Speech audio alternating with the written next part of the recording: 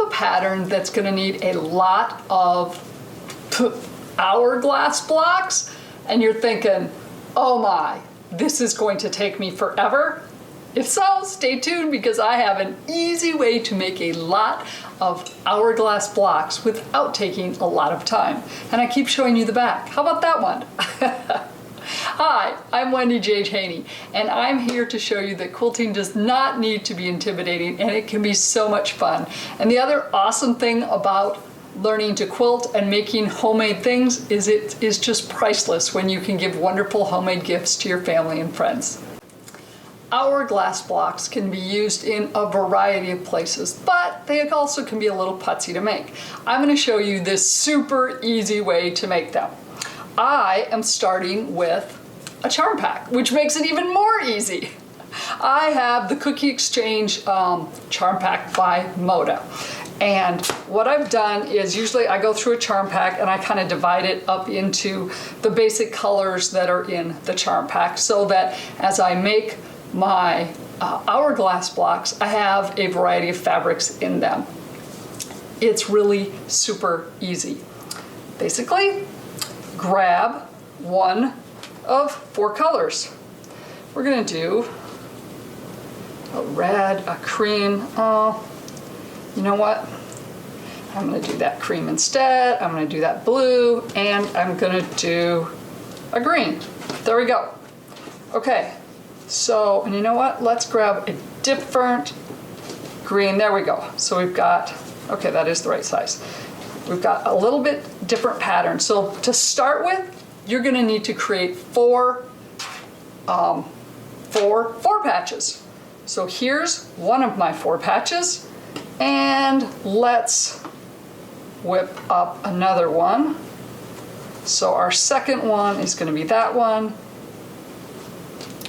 that one, that one. We'll throw in a different red, and I do love my teals, so we're gonna throw in that. Okay, so those are the fabrics for my second 4 patch. Easy peasy. We're gonna just sew our 4 patches together. We're gonna go like this.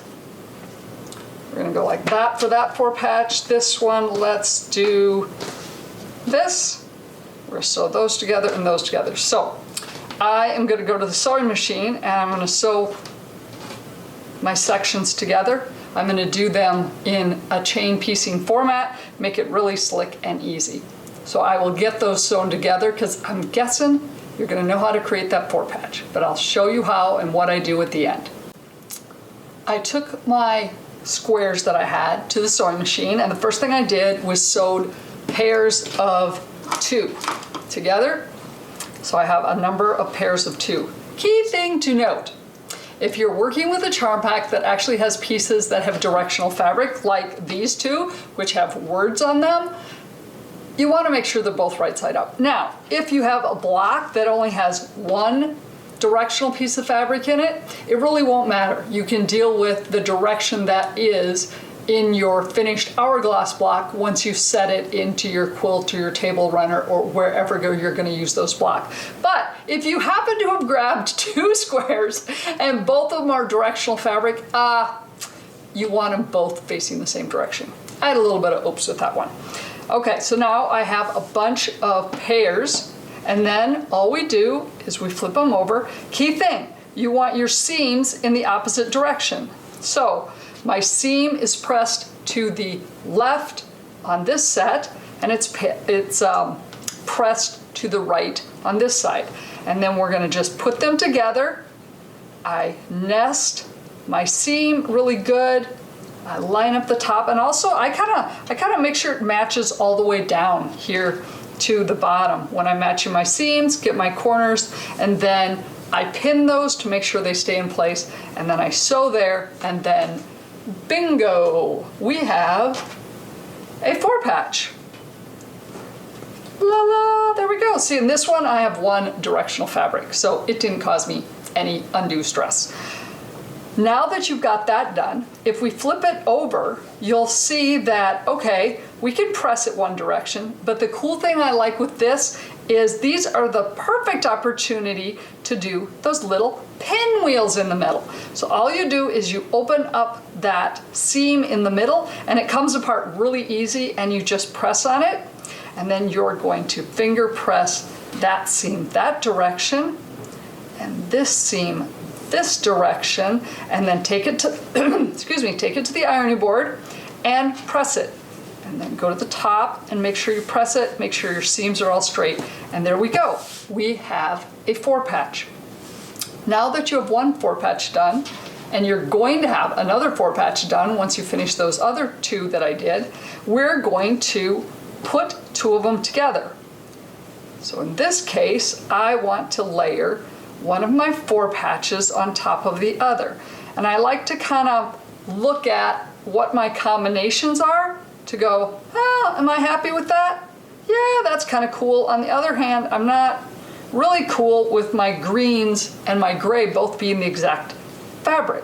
So I'm going to flip this puppy one more time and going, oh yeah, I like those combinations much better. So then what you do is you take these and you match your seams. It's going to be very important for this to turn out nicely and you have your seams matched if you line them up. So line up your seams, all 4.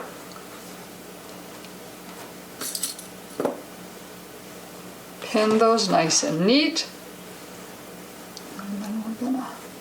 And charm packs, I'm just gonna tell you, they're really cool because you've got 5 inches and you're ready to go and you don't have to cut. On the other hand, charm packs are not perfect. So yeah, sometimes it's a little bit of a little adjustments to make things fit. And then I go back, once I have my seams matching, I usually go into the middle here and I put a pin right through the middle, straight down, and go, oh, look at there. I'm good. My pin is coming right out the bottom in the middle of the other, which means I've got mine squared up very nicely. In fact, I'm going to pin that and keep that nice and pretty. I'm going to adjust my edges here. Now, here's the thing then. And I know you're going, I don't know how this is going to work, but you know what? It does. It's so stinking slick. Now, you're going to take these pairs of 4x4 blocks that you have, and you're going to go and you're going to sew a 1/4 inch around the edge. You don't need to pivot, so I just sew a 1/4 inch, cut, sew a 1/4 inch. Now, once you get going and you're doing a number of these, I would suggest you get your pairs of blocks made, put them into 4 patches, just kind of chain piece them. You're doing a whole bunch of them at once. The first time though, make sure you've got the process down and you've got one set. There we go. I am going to go sew that, and then I'm going to show you what you do next and how you end up with 4 hourglass blocks from this. I have sewn all the way around the edges. Now we're ready for, well, kind of almost the final step. What you're going to do is you want to cut this corner to corner, corner to corner. So, if you have a cutting mat that rotates, fabulous. That'll work really well for that. If not, that's okay. Key thing is you're going to need a ruler that's long enough from end to end. So in this case, you probably want like a, oops, numbers are backwards that way. Oh, probably about a 15-incher. Diagonal here, I'm looking at 14. So I've got my 6 by 24 inch ruler, and it works perfectly. And the key thing is you want to make sure as you get this on your diagonal that you make sure you're crossing right here in the middle where your seams cross. So get that nice and tight, a little adjustment, and then you're going to need a nice sharp blade because it's going to be kind of heavy in the middle there. Good pressure. Don't touch it. Then we're going to do the same the other direction. angle, get my middle, okay? There we go. Now, look at there. Magically, we have an hourglass block. Yup, in this case, we have an hourglass block that has 4 unique fabrics in it. So what I do is I take each of these, and just like we did with our 4-patch, in order to eliminate the bulk in the middle, I go into that center seam and I just kind of tug it apart. Very easy to do, and you'll see it. It'll actually just kind of pop out into your little pinwheel. And then I finger press. Let's see, we're going to finger press. This is going to go that way, and the other is going to go this way, and then I'll take them to the ironing board. Key thing in my mind with all of this to have good accuracy is your pressing and your ironing. There we go. I have a nice center spot, and I have 4 of those. Each of them have slightly different combinations because we had different combinations of fabrics in each of our 4-patch blocks. So there we go. Now, whether you're working with charm packs or not, I've discovered that, let me grab a square, things aren't always perfect. So with this square, if I get my line in the middle, I'm just a little over a 6 1/4 inch. It's not completely square. And I don't have those pressed, but basically it's going to be the same thing. To me, one of the nicest things about doing it this way is I can square these up. So I could probably square these up to a 6 1/4. Oh, but it might be a little tight depending on if any of these are slightly twisted. Because as I said, when you're working with charm packs, I'm sorry, they are not perfect. You'd think they would be, but they're not. So in this case, I square these up to 6 inches. The key thing you want to do is make sure you've got your diagonal. So I'm using an OmniGrid ruler that has a diagonal line on it. It's very nice.